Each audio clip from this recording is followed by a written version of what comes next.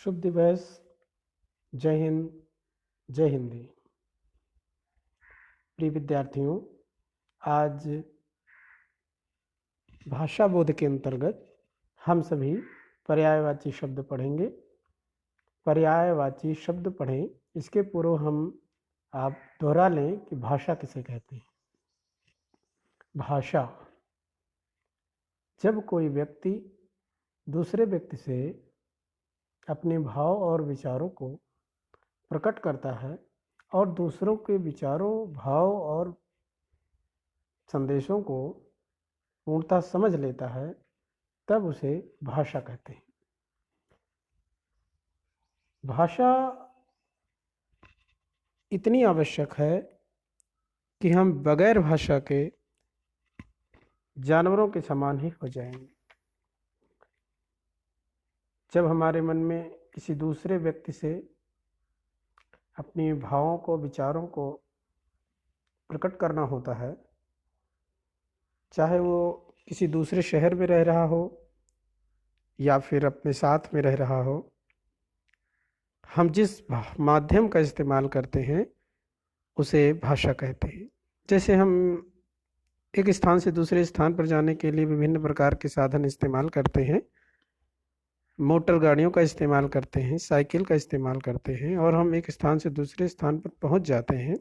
उसी प्रकार अपने विचार और भावों को दूसरों तक पहुंचाना और समझना, इन दोनों के लिए जो जरूरी माध्यम होता है उसे कहते हैं भाषा। ये भाषा 3 तरह की होती है: लिखित, मौखिक और सांकेतिक। बच्चों, किसी भी उन्नतशील और सजीव भाषा की ये आवश्यकता निरंतर बनी रहती है कि वो दूसरी भाषाओं से आने वाले शब्दों को ग्रहण करे और अपने आप में सुपाच्य बनाए।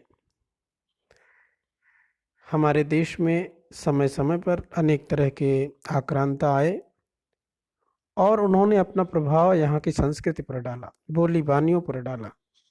हमारी संस्कृति सदैव से ही बहुत लचीली और सामंजस्य युक्त रही है। हमारी भाषा बहुआयामी और बहुउद्देशीय है और इसी लचीलेपन के कारण विभिन्न देशों से आई हुई भाषाओं को हमारी हिंदी ने अपनाया और हिंदी ने विभिन्न प्रकार के जब शब्दों को अपनाया तो जाहिर तौर पर हिंदी भाषा के शब्द भंडार बढ़ गए और यही शब्द भंडार हमारी भाषा की समृद्धि और ताकत है। पर्यायवाची शब्द क्या हैं? इन्हीं भाषाओं में, जैसे अंग्रेजी में बोलने के लिए हम वाटर बोलते हैं और हम हिंदी में उसे पानी बोलते हैं, पानी बोलते हैं, जल बोलते हैं, वारी बोलते हैं, तो बोलते हैं। एक ही चीज़ के लिए कई शब्दों का इस्तेमाल हमारे यहाँ किया जाता है। यही समान अर्थ देने वाले शब्द जो हम प्रयोग करते हैं किसी एक वस्तु के लिए, एक व्यक्ति के लिए, एक प्राणी के लिए, इसे ही पर्यायवाची शब्द कहा जाता है। हिंदी भाषा में अनेक संस्कृतियों की तरह भाषाएं भी समाहित हैं और इसका सदैव से सम्मान होता रहा है और हम सब इन शब्दों को बड़े सम्मान के साथ, गर्व के साथ भरी सभाओं में और अपने गीत में, समाज में आपसी बातचीत में प्रयोग करते हैं। तो हम जब हिंदी में अनेक प्रकार के शब्द जो रूपांतरित होकर के हमारे रक्त में समाहित हो गए हैं, तो हम उन्हें याद रखें, क्योंकि समय आने पर उन शब्दों का सही जगह पर इस्तेमाल करना भी बहुत ज़रूरी होता है। इसीलिए पर्यायवाची शब्द हिंदी ही नहीं, हर भाषा के लिए और भाषा को जानने वाले और बोलने वाले और समझने वाले के लिए जानना आवश्यक है। तो हमने आपने ये समझा कि पर्यायवाची शब्द कहते किसे हैं। पर्यायवाची शब्द का मतलब है कि एक ही शब्द के समान अर्थ देने वाले शब्द को पर्यायवाची शब्द कहते हैं। फिर से दोहरा रहा हूँ, एक ही शब्द के समान अर्थ देने वाले शब्द को पर्यायवाची शब्द कहते हैं। यह शब्द हमारे शब्दकोश और हमारी समझ की क्षमता को बढ़ाते हैं इसीलिए पर्यायवाची शब्द को जानना चाहिए और उसे अधिक से अधिक स्मरण रखने की कोशिश करनी चाहिए। हमारी पाठ्य पुस्तक में अनेक प्रकार के पर्यायवाची शब्द इस्तेमाल किए जाते हैं। आइए कक्षा 9 के विद्यार्थियों के लिए यह सामग्री है कि जैसे अतिथि, अंधकार, अमृत, असुर, आँख, आप देख पा रहे होंगे जिस प्रकार से आपको चित्र में दिखाई पड़ रहा है। इन सभी को कई नामों से जाना जाता है, यानी हम अतिथि को अभ्यागत भी कहते हैं, मेहमान भी कहते हैं, पाहुना भी कहते हैं और आगंतुक भी कहते हैं। इसी प्रकार अंधकार के लिए तिमिर शब्द का प्रयोग भी किया जाता है, अंधेरा और तम।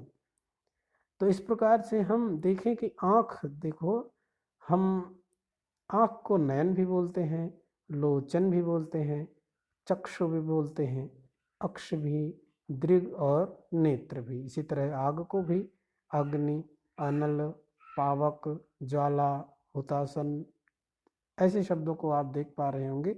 इसी प्रकार देखो गंगा को भी हम कई चीज़ों से जानते हैं, भागीरथी, मंदाकिनी, त्रिपथगा, जाह्नवी, देवनदी, सुरसरिता। हम घर को भी देखो कई रूप में जानते हैं, गृह, भवन, सदन, आगार, गेह, निकेतन। अब इसी प्रकार के ये शब्द आपके पास 40-42 शब्दों पर मैंने टिक लगाया है। इन शब्दों के पर्यायवाची शब्दों को आप याद कर लीजिएगा और इन्हें अपनी कॉपी में नोट करिए और बार बार इन्हें प्रयोग करिए। इन्हीं शब्दों को, उन्हीं शब्दों के पर्यायवाची शब्दों को जब हम अधिक से अधिक बोलेंगे तो निसंदेह हमें वो शब्द जल्दी से याद हो जाया करेंगे। तो आप सब इस बात का ध्यान रखें कि जिन पर टिक लगा हुआ है ये बहुत बार बार प्रयोग किए जाते हैं इन्हें, इसलिए यह आपकी परीक्षा की दृष्टि से भी बहुत आवश्यक है। इसलिए जिन पर नीली पेन से टिक लगाया गया है इन्हें आप स्मरण कर लें और बातचीत में अधिक से अधिक इन शब्दों का इस्तेमाल करें जिससे हम पर्यायवाची शब्दों को याद रख सकें। आज के लिए इतना ही। आप सब पर्यायवाची शब्द को स्मरण करें। जय हिंद।